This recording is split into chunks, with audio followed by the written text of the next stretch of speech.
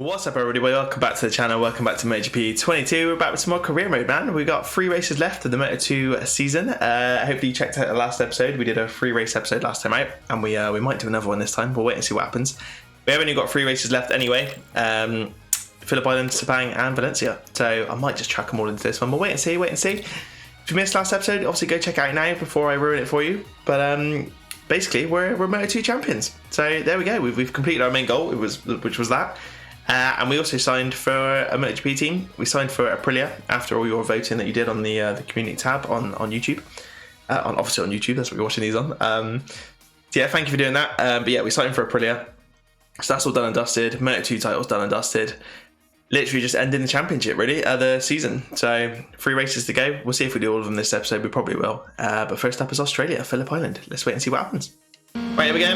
Qualifying 2, we got straight through from free practice 3, combined results and all that stuff, straight through to Q2. We've got an absolute loads of riders up in front of us here. I did try to put a lap in just now, but I completely messed it up. So I've just restarted my flying lap, which is why we've only got 7 minutes left. And probably why we've got so many riders knocking them out in front of us. Looks like we've got some people up in front of us that we can follow around. Hopefully we shouldn't really need it. As I said, we did alright in practice. We were about a second quicker. Back to this whole weirdness with the AI, not knowing how fast they're going to be at certain tracks and certain sessions. But it is what it is. We'll wait and see if it's like that in MotoGP. Hopefully it's not. Right, so we can get stopped into the hairpin, Honda hairpin, as most people tend to call it. I don't think that is its actual official name, or it doesn't ever come up in the game at least anyway. But it is what everybody calls it, Honda hairpin. So we'll go with Honda hairpin for now. Not the worst start, but not the best start to this lap. I mean, as I said, we're a little bit far ahead in free practice. Yeah, only 0.1 underneath. So we're not flying, but I mean, the fact we haven't caught them not up in front of us is a sign we're not tearing around. Oh god, I hate this. This is probably one of the harder corners. Lukey Heights, and then down into down to turn 10, is it? Yeah, turn 10.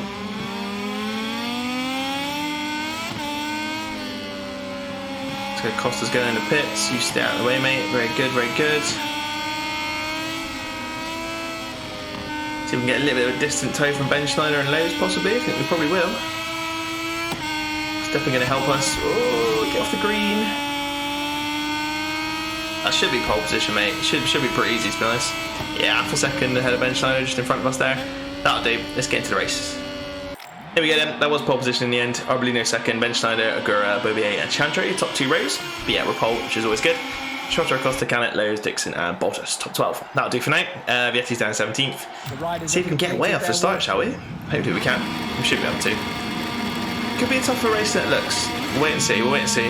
We obviously got pole, we obviously did straight through to Q2 and all that in practice. This isn't always as simple as it looks at this track, so we'll wait and see. You can, however, carry so much corner speed into turn 1. Oh, that was too much, way too much corner speed.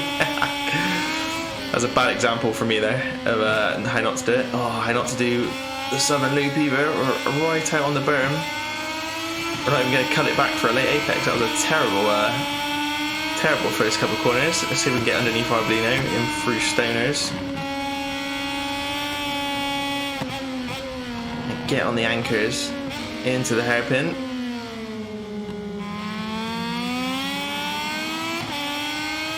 Not bad. You just have to be careful in some of these corners. I don't know if it's just the game or if it's like this in real life, but there's a few of them you just... The front folds in places you wouldn't expect, so I don't know if it is just the game or if they are just a bit sort of more... The corners are a bit more cambered than they look in game. Maybe in real life it is genuinely like that, I don't know. Yeah, certain corners, it's quite easy to lose the front. Well, definitely, you know, you can feel the front starting to fold a little. Oh, breaking way too early into turn 10. I still managed to go wide.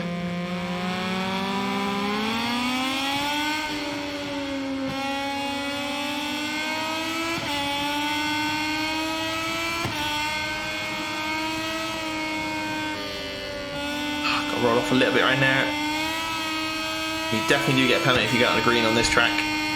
Right now, I don't really know when to use the power modes on this track because you're already pretty up to speed coming out of there. But we'll leave it for now.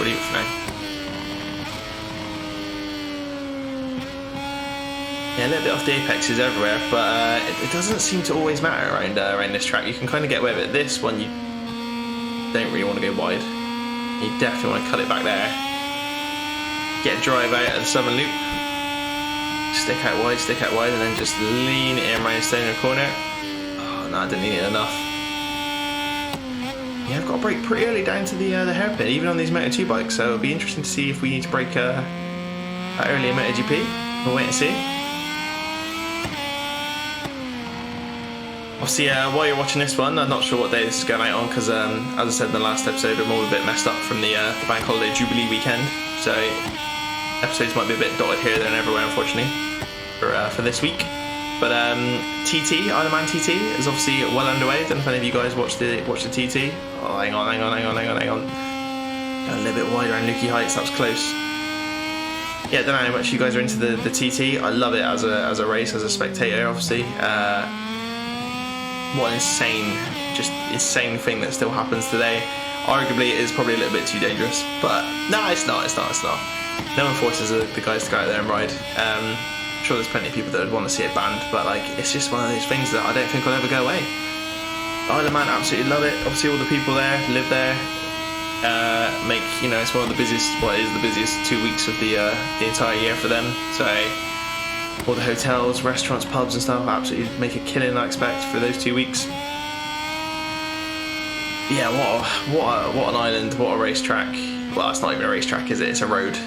It's a load of roads, but it's insane. I've been there myself a few times to watch the racing. It's just crazy.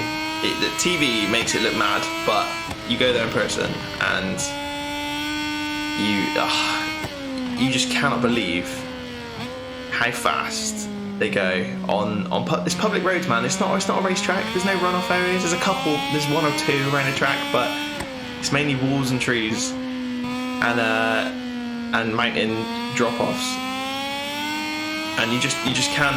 Honestly, the TV makes it look fast, but you go and watch it in real life. You can sit on the edge of the track, sit at the edge of the road. They're literally like millimeters away, not millimeters, but they're right next to you, coming past you at like 150, 200 miles an hour on a main public road, and it's just like, it blows your mind. Honestly, it's insane. If you ever get a chance to go to Isle of Man and watch the TT races, do it. Honestly, I've been there a few times, as I said. It's amazing. Absolutely incredible. Yeah, I'm recording this a little bit earlier in the week by the time you see it, so I don't actually know what's happened in most of the races. We obviously had the first Superbike race on Sunday, and Peter Hickman obviously took the win for that. Absolutely flying in this, Peter Hickman. Absolutely flying, dominating the pack in that one at least. Obviously already been a little bit of sad news and stuff with a couple of people already losing their lives and stuff on the TT. It is a dangerous race, man. It is a dangerous race. Like, I think it was one of the guys in practice last week already unfortunately passed away. And then in the first sidecar race as well, one of the guys also passed away. So comes with its downsides, obviously, massive downsides for their families and obviously themselves. Probably needs to come through on us. Yeah, so I think the sidecar race didn't get restarted, I think, obviously due to that incident, which is obviously fair enough. So that hasn't happened. I don't know if they'll try and rerun it. They do tend to have days in between. I think it's like Saturday, Monday, Wednesday, and then Friday, the races normally, and then they have those days in between just for, normally it's for the weather, like if it rains on a race day, then they can obviously move more to the free day that they've got. But so we'll see if they do the sidecar race again. But yeah, obviously sad stuff. Obviously people already losing their lives. But it's one of them things. Unfortunately, with that race, it's incredible, and the riders love it and spectators love it. But it is very dangerous. But yeah, obviously a crazy race. So we'll wait and see what happens for the rest of the week. Obviously, as I said, this is going out. Some more races have already happened by now, but obviously I don't know the results because I can't predict the future. But I imagine Peter Hickman's going to be up there in most classes. Definitely the big bikes anyway. Obviously we get the senior TT is the last race of the week. There is the Super Stock race. I nearly crashed into the pit wall. But yeah, I think Peter Hickman's going to be the man to beat, to be honest. Who was on the podium with him in the first race? It was Dean Harrison, obviously another favourite, but I mean, and Michael Dunlop was on the podium as well, which was quite a surprise actually, considering he put that. He's riding a Suzuki, but it was a real last-minute deal. He was meant to be riding a Ducati for PBM, but obviously that didn't happen. No Ducati's ever really done anything around the TT. Has anyone ever rode a Ducati around the TT? If they have, it's not done very well. but no, I don't really know why. But back in the day, they obviously weren't the most reliable things in the world. So riding it around at flat out pace for 6 laps of the TT is probably why it never happened in the past. And I think people maybe just still feel that way about them. They're obviously built way better now. Obviously incredible bikes, Ducatis, but anyway, yeah. So yeah, it was Harrison and Dunlop on the podium with Hickey on the top. Dean, obviously another one of the favourites. Those two were the fastest boys. Sort of last time it was ran. Obviously hasn't been ran for 3 years. 2019 was the last TT, obviously due to the COVID pandemic and all that sort of stuff. Oh, a little bit wide into 2 and 10. But yeah. So we'll wait and see how the rest of the week goes. But yeah, Hickey's definitely gonna be up there. McGuinness obviously did his 100th race start as well in the TT. That was on Superbike race, his 100th race start. Didn't get on the podium. I think he was P4 though. I think he was P4 or 5. I can't quite remember the exact results, but I'm sure he was P4 or P5. There was a few people that dropped out, which obviously helped him get to that point. But that's part of the game. You need a reliable bike. You need to have a bit of mechanical sympathy and not rev crap out of it for the entire 6 laps. So I think there were some tyre issues, to be honest, as well. Again, Dunlop tyres, which we're rocking on this moto2 bike. A couple of them exploding, which is just, that's not alright, is it? That's definitely not alright. It happened at the Northwest 200, and they pulled their riders out of the race. So I mean, we obviously don't want to see that at the TT, but we also don't want to see people's tyres blowing up. But yeah, it's definitely not alright. So I don't know what they're going to do about that. But yeah, I think it's Davey Todd's tyre exploded. As I said, happened at the Northwest 200 for Michael Dunlop and a few others. I think he even changed to Metzler's for the TT, but he's gone back to Dunlop's again just because he doesn't like the feel. He's obviously, to me and you, it probably doesn't really, the tyres, they're rubber, but it obviously makes a difference to the riders. So I don't really know what they're going to do, because you can't have that going around that course, man. There's enough danger as it is, let alone, your tyres are one of the things that don't break. Your bike can break down, but tyres, man, they can't be exploding. So anyway, right, we're about to finish this race. Didn't even realise Tony Arbolino is going to take the win, annoyingly. I thought we were going to have that in the bag. But yeah, P2 around Phillip Island. Not too bad, I guess. Not too bad. There we go then. P2, as I said. Not too bad, I suppose. I kind of wanted to win, really. I was surprised I was obviously waffling on about the TT, wasn't I? So I probably wasn't concentrating as much as I could have been. We don't really need the win, as we said before. We've already won the championship, already got MotoGP, right? So P2 on the podium. Not too bad at all. Arbolino takes the win. Bo Ben Schneider was in P3. Not too bad at all. Let's move on to the next race. See how we do. There we go then, Sepang. We're into Q2 straight away. Got for FP3, combined results, all the usual stuff. So yeah, straight through to Q2. Which doesn't seem to be an issue anymore. We seem to be getting through to Q2 quite easily. It's the races we're struggling with. But anyway, right, Sepang. Pretty cool track, man. It's a massive track, obviously more... I don't know what they built this for. Did they build it for bikes or cars, or was it always going to be for both? Because it's a huge track, like width-wise, like the track is massive, and it's obviously quite a long lap round here as well. Similar sort of to Silverstone sort of lap time. But yeah, massive track, absolutely massive track. Obviously, as I said, Formula 1 come here. Obviously, they have loads of races here, but it's a cool track. It is a cool track. It is, as I said, it is just a very long lap, but it's not necessarily a bad thing. It's just a very, very big track. But yeah, good. It's a good track. It's a good track. I usually do alright around here, so we'll see how we do in the race in a minute. Obviously, we've got to get through this qualifying session first, as per usual. Oh, a little bit of a wheelie out there. Sling it over on its left-hand side, roll around this left, and then flick it over to the right. A little bit too early, and then a little bit tight. You have to roll out of that. Then you got to get stopped for this little. It's not a hairpin, but it's a weird little corner. Oh, you got to be really careful with that curb. Not the best start to the lap, but not bad. And you got to get right on the brakes for this. This is a hairpin. Oh, I'm not going to go wide, very wide. Got to be really careful on the gas out of there. Like wheelies, very easy coming up that hill. Oh, I'm a little bit slow into this one, but again, it's quite a difficult corner. Lots of trail braking on the side of the tyres, so you have to be pretty careful not to lose the front. Same with this one, and same with the final, well, not the final corner, but this final main corner. The infamous turn 13. Oh, and I've dropped it. Right, I'm going to do another one. I'll see you in a minute. There we go. Qualifying's done with. I tried to put another lap in. Obviously, I did put another lap in, but it still wasn't brilliant. So we're P2. Cannett's obviously P1, and then Sam Lowe's P3. So it's not too bad. Not too bad. Could be a lot worse. Let's get into the race. See how we do. There we go. Aaron Cannett pole. We're second. Then Lowe's, Chantra, Vietti, and Kubo. Our top 6, and we've got Navarro, Baltas, Salach, Dixon, Acosta, and Agura. We're going for a hard front and a hard rear, which is different from what we normally do.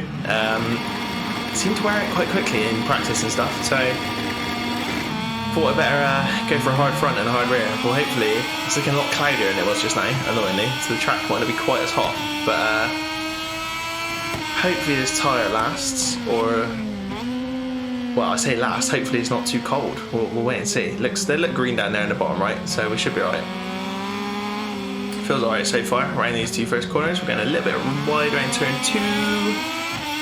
Can't come straight back up underneath us, but we're going to get we're on the right side for the corner. Brakes look cold. Didn't do anything about brakes. In fact, I've not touched brakes at all in this Moto2 class. We'll maybe have a look at some setup stuff in MotoGP. I did it in out to these weird little run-off bits. Yeah, MotoGP 21 I used, I can't remember what website it was now, was it racinggames.gg? I'm nothing to do with those guys, but they seem to put out some good sort of setup guides and stuff that they found work, so we did that in MotoGP 21, so maybe we'll do a little bit more setup for MotoGP, because I think, if I remember rightly, MotoGP just gets difficult compared to the other 2 classes. These have been hard, obviously. I mean, we've had it on a fairly easy difficulty. It's turned out we obviously had a few difficult races and stuff, and we've stuck to this difficulty just to make it sort of interesting and we're not losing all the time. But yeah, if I remember rightly, MotoGP is a bit of a step up. It does require a bit of practice and stuff, and I found last year at least, messing about with the setups and using the sort of guide from yeah, I'm sure it was racinggames.gg, using their sort of information, it did seem to help me. So we'll see how we do for the first race maybe, but we might have to have a look at doing some setup stuff again. I don't really know, again, I love motorbikes, but I don't mess about with the suspension settings and all that sort of stuff. I know how bikes work and how stuff works, but I'm by no means an expert on setup and stuff, so, and obviously these games aren't, completely true to real life, but finding a setup in the game is probably different to what you'd actually do in real life. But anyway, we might have a look at that. We'll wait and see. Obviously, for now though, we're finishing off this Moto2 season. I will do Valencia in this race as well, so we'll have another free race episode. Might as well. Yeah, we'll definitely do Valencia in this one as well. Might as well. As I said, all the recording's a bit messed up, so you might only get 2 episodes this week, unfortunately, just because of everything that's been going on lately. But yeah, at least they'll be a bit longer and they'll have a few more races in them, so hopefully that's alright with you lot. And then yeah, we'll jump into the test if that still exists. I assume it does, and then we'll jump into Qatar on the MotoGP bike, and we'll see how we do there. Sorry, I know that's the front then. Yeah, see how it all goes. But let's try and get a race win. We haven't had a race win. We didn't have a race win last episode, and we obviously didn't win in Phillip Island just now. So see if we can actually get a race win, shall we, around Sepang?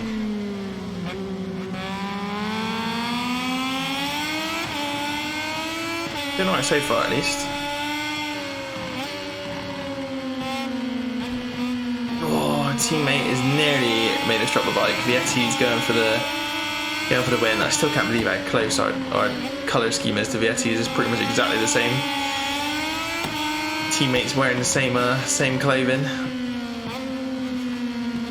Well, hello, where have you lot all come from? Alright, well maybe a win might be out of the question then.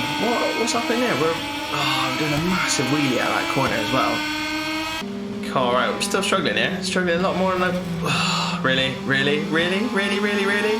I mean, absolutely getting beaten up yet again. This is like Aragon all over again from last episode. We've suddenly gone from being in P1 to P12, like just getting absolutely. I'm in Paramount 3 as well, wasting fuel. Just getting absolutely destroyed. I don't know what's happened there or why we've suddenly lost so much pace. We're 1.3 seconds down on this lap, which makes no sense at all. See, stuff like this that makes you think, is it me? Maybe I am obviously slower at this lap by a long way. I mean, we're that much slower because we got punted off at turn 1. and we're just getting beaten up. So I mean that does obviously slow you down, but let's not whinge about it. Let's try and make our way back up to the front. We got Vietti, Lowe's and Chantry top 3 at the moment. Like I said, it doesn't really matter. It doesn't really matter. We're obviously Moto2 champions, but you never want to just go out on a losing streak. So it'd be nice. Would have been nice to get a win. We've obviously got Valencia coming up after this, which I don't tend to do brilliant at. So this was probably going to be the one we were going to win. Well, no, I mean Phillip Island should have been the win. I don't know what happened to Phillip Island either, really. That was me again, just messing it up, waffling on about the TT. Anyway, right, let's see if we can... such a difficult corner, because you want to take that wider line and then get a drive onto this straight, but it obviously opens the door for everybody to dive up the inside, which is not always good. We're not even getting them on the straight either, like... Oh, no. Oh, I just got it stopped. We're going to go very wide, but at least we actually got it stopped. Didn't think we were going to then, thought we were going to go straight into the gravel. That curve is not nice, so don't use that curve if you're playing the game. Alright, well we're not going to be winning this race, are we? Let's be honest. Oh, turn 1 again, getting beaten up. Fernandez is going straight on there, surely. And again, Aprilia nearly takes us out. If I didn't sit up then, we'd have been on the floor. Getting beaten up, mate. Getting beaten up. Lap 4 and 5 as well. I mean, we've got no chance, have we? We're going to be, what, we're in P15, last point.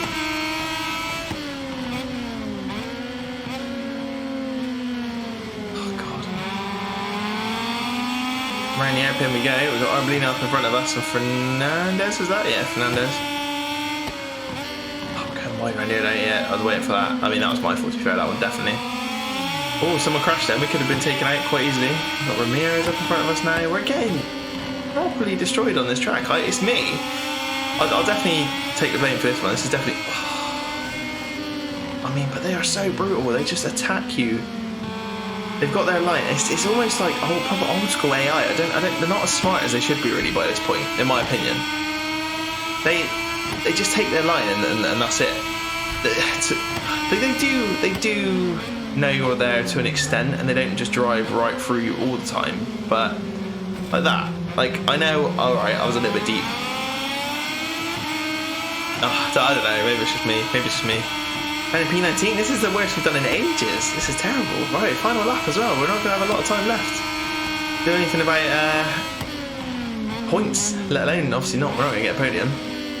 Points would be nice though, wouldn't it? They've all gone way deep into turn 1. We're going to go deep into turn 2, which we're not going to really gain anything. Wheelie and again.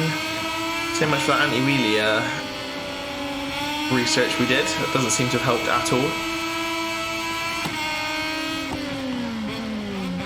Still don't really understand why that was even a research option Moto2, because they don't have that as a... Well, unless they do have it, I don't know. It's never been a switch that you can use on this game, obviously. As you can see, we've only got power mode and engine braking.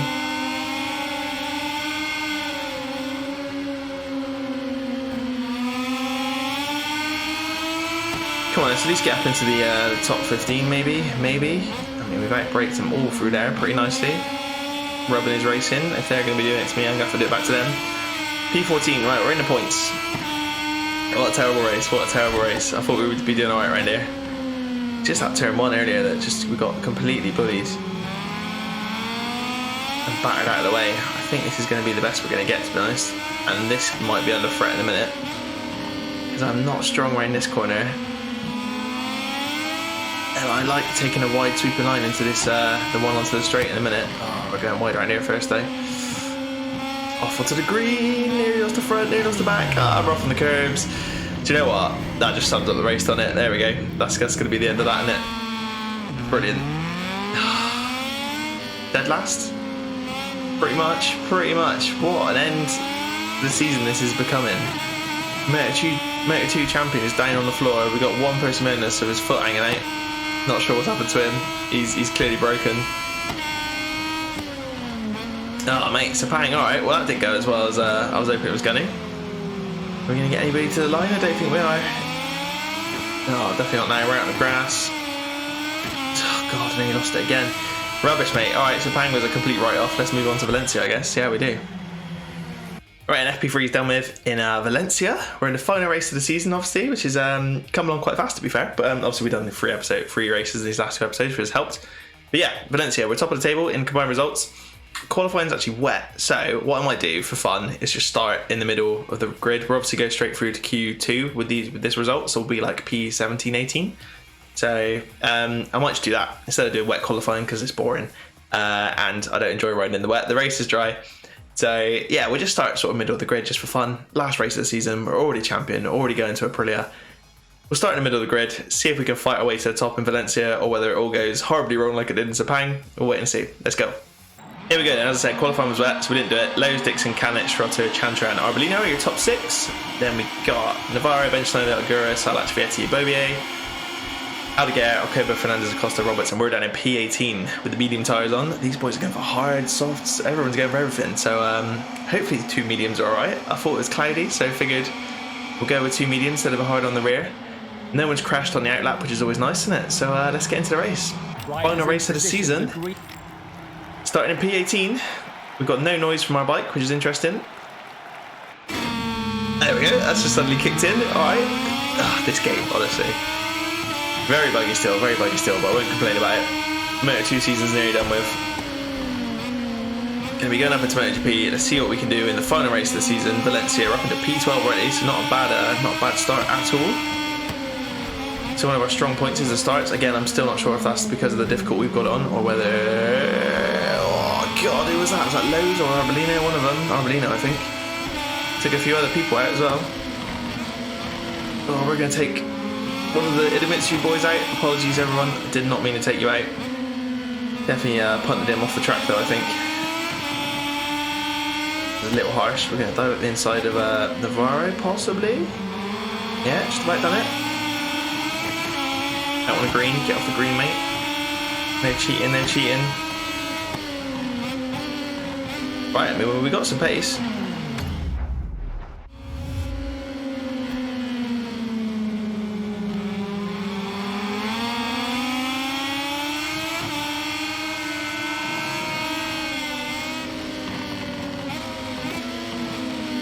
My boys up the inside of us here into turn 11. That's a difficult corner that is, mate. There's a lot of brake. You're braking pretty much all on the side of the tyre. Back down to P9 we go. Costa and Navarro go through. Ooh, got a bit of a battle on our hands into to turn 11 here. This is a properly tough corner. Alright, more in the battle. We've got a whole gaggle of riders coming through. Interesting. Back down to P12 we go. Alright, that's not good. That's not good. I really struggle right in turn 11. You're braking like you're on the side of the tyre for the entire corner. Oh, I mean, we definitely should have crashed then. Ramirez was that, I think, went down. Went straight into the side of his bike and somehow managed to survive. I'm not entirely sure how that's happened. Oh, I'm very, very slow into the final corner. We're cutting onto the green. Right, P14, we started P18. We're up to like P9 or 8 at one point, so not ideal, not ideal. Let's save a bit of fuel and then we'll do a few laps towards the end of the race with Power Mode 3 hopefully. Right, we're much quicker into turn 1 than everybody else, so we just kept it on the curb, I think. Don't think we touched the green that time. Down that gearbox as fast as we can. Get that engine braking. I know it makes no sense, but having engine braking on 2 does seem to make a difference. Like, it's better than having it too high, even though I like to use the engine braking by changing down gear quickly. I know it makes no sense. It makes sense to me either, but it just feels more normal. Anyway, right, P14 still, yeah. We haven't actually made up any decisions, have we? Come on. Let's see if we can end the season on get another podium maybe, it'd be nice. The win would have been cool, but I thought we just did it. I couldn't be bothered to do wet qualifying because it's no fun, and obviously the race wasn't wet. If the race was wet, I would have. We needed practice, but yeah, because the race was dry, I thought, there's no point doing wet qualifying. Might make it a bit more interesting for the race. So far, it hasn't really because we're stuck in P14. Turn 11 again, struggling right now. Alaporta's right behind us. Watch the curves around Valencia. The curves definitely improved in this year's game, as we all already know. But a little bit bumpy around Valencia. Makes your bike for a bit of a wobbly. Yeah, we're not gaining, are we? We're not gaining at all. I thought be alright when we were up in P9 just now. That was obviously all off the start. All that whole shot we did. Turn 1 we do gain a bit of time around turn 1, definitely. Ah, no, that's fine, it's fine. Using the curve, no green. Oh, down the first gear, a little bit too quickly there. Revving the you-know-whats off of this Triumph. Oh, gonna get wide into turn 4. Out on the green again. Watch it when you come back on across the curb. Alright, well I was hoping we'd be able to have a nice little battle with some people and maybe fight our way through the field, but it looks like we're going to actually struggle. It looks like someone's got down. Costa was that, I think. After this lap, we'll stick it in Paramount 3 and see if that lasts the end of the race. We'll see if that helps us at all. Could be what these boys are doing. They could have been using their fuel up.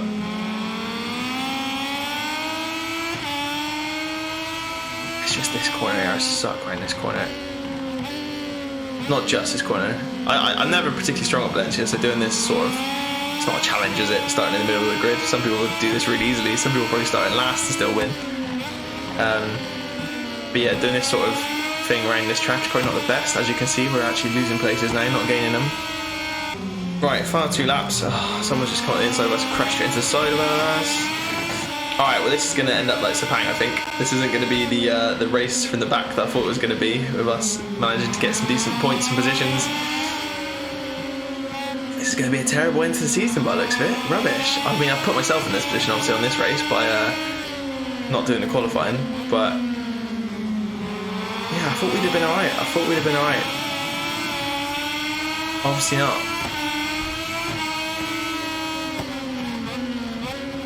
A little bit late on the brakes into there.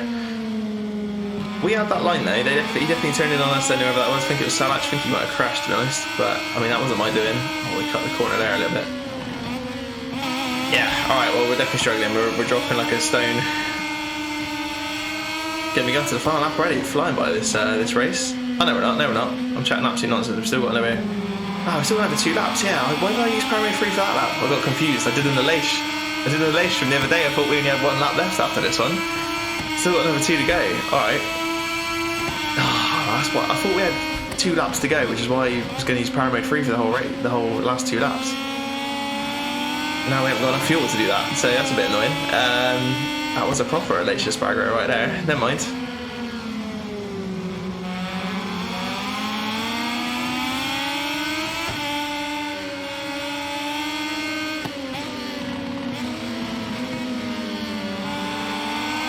Come on, let's try and be smooth. I think I'm riding a little bit too aggressive, too much throttle too early, too aggressively, too much braking too aggressively. Oh, that didn't work, did it? I tried to not brake as late into there. See if I could be a bit smoother, but that didn't help. So, we're down into P19, is that now? Oh, we're going to take this dude out. Sorry, mate. He didn't crash, it's alright. I don't feel too bad now. The Garrett in front of us. Yeah, I mean turn 11 is just ruining me. Most of the track is, but turn 11 we're really struggling there. And just this whole, do you know what? Just this track in general. It's not even one turn. It's this whole track in general. What are you two doing? Antonelli's gone up in front of us now. Since we got caught up in that little near crash there. Right, we got plenty of fuel now, so let's go Paramount 3 for the last lap. It's not going to help. We're going to be finishing possibly in the 20s if we don't. Oh yeah, we've got Zaccone right behind us, so we could finish P20 if we're not careful. Oh, we've outbraked Antonelli, but I think we might have outbraked ourselves. Yeah, out to the green we go. It goes straight to the back of our gear as well. This is just a scrappy race, isn't it, really? Bad idea, obviously. Bad idea trying to start from mid-pack. Yeah, I mean, we might have done qualifying and not qualified any better than this anyway, judging by the speed the AI have got. So, or the lack of speed that I've got, I should say.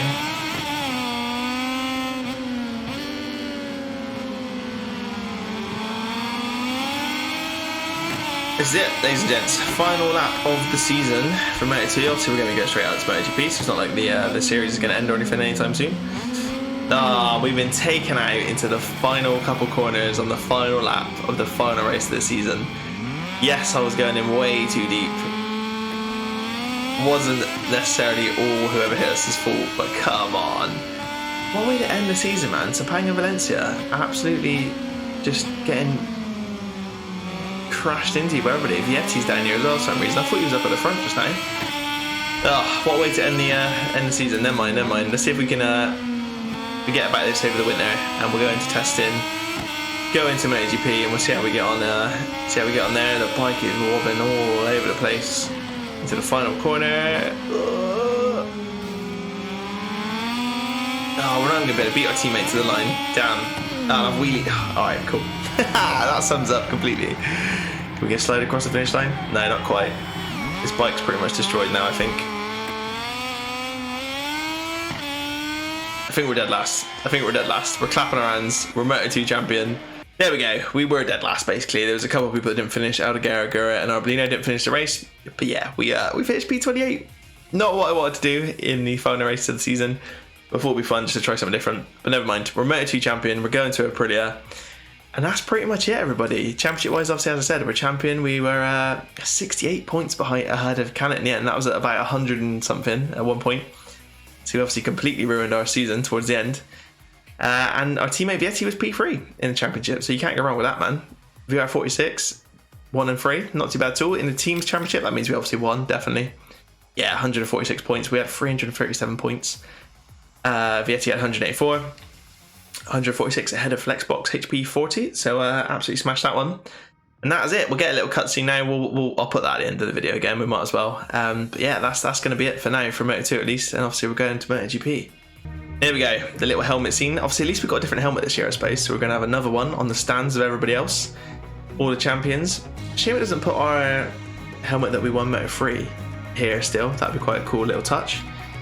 But yeah, we're going to place that one there. Moto2 champion. Go into Aprilia. Hasn't worked out very well for most Moto2 people that have gone up to Aprilia, but that was obviously years gone by when Aprilia weren't doing very well. But there it is, guys. If you enjoyed it, make sure you leave some comments down below, give it a thumbs up, and please subscribe to the channel so you don't miss out on our MotoGP Championship Series. It's going to obviously keep going. See what we can do with Aprilia. We've taken the Moto3 title, taken the Moto2 title. Can we do it in MotoGP? You'll have to wait and see. See you next time. Cheers. Bye.